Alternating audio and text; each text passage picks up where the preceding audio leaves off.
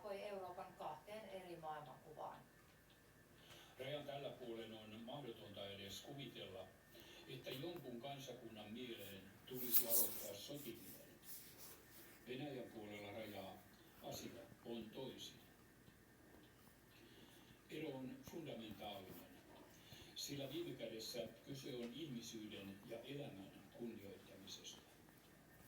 Niinistö vertasi puheessaan presidentti Putinia Staliniin ja Ukrainan sotaa talvisotaan. Putin ja Stalin tekivät samanlaisen virhearvion päätellessään, miten nopeasti naapuri pannaan polvilleen.